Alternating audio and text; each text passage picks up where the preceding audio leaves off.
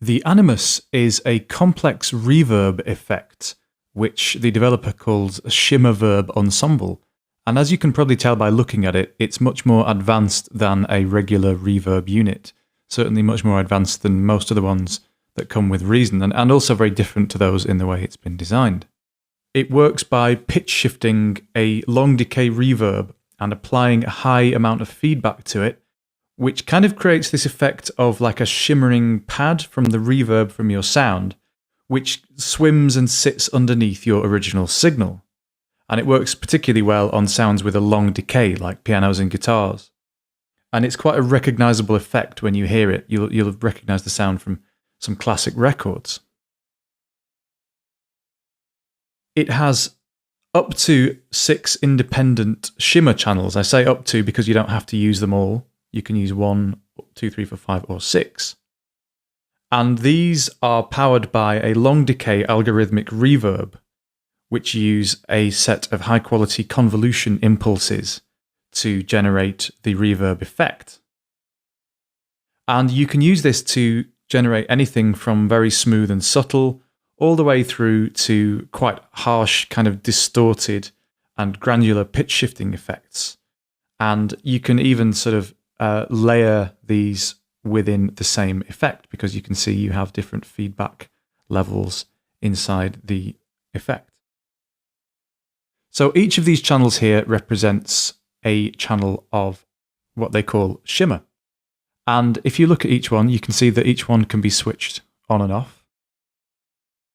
It has a variable delay in milliseconds and samples. You can also use this random control here to randomize the amount of shimmer. There's a density control to control how intense the effect is. Level for each one, so these are what you would use to essentially submix the different shimmer channels inside the effect. You can also pan them. There is a feedback control for each shimmer channel. There is also a pitch control for each one. Now, if you look in the reverb menu, you can see there are an awful lot of reverbs to choose from, 125 in fact. And these range from large halls through to plates and springs, specialized vocal reverbs, forward and reverse, and of course within each one of these you get a series of sub-presets.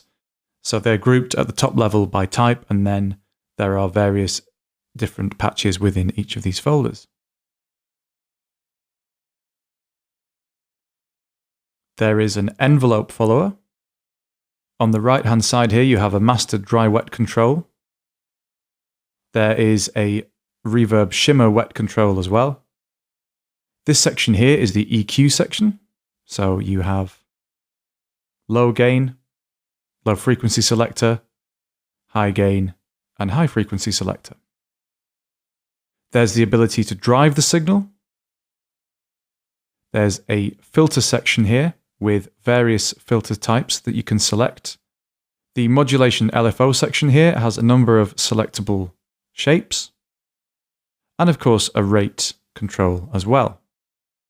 Around the back you have quite a few different inputs and various different CV controls that you can use here.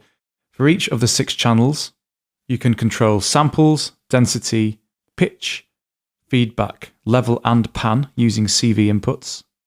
You can also control the filter frequency and Q value and modulation, as well as global CV here for gate, quality and clock rate.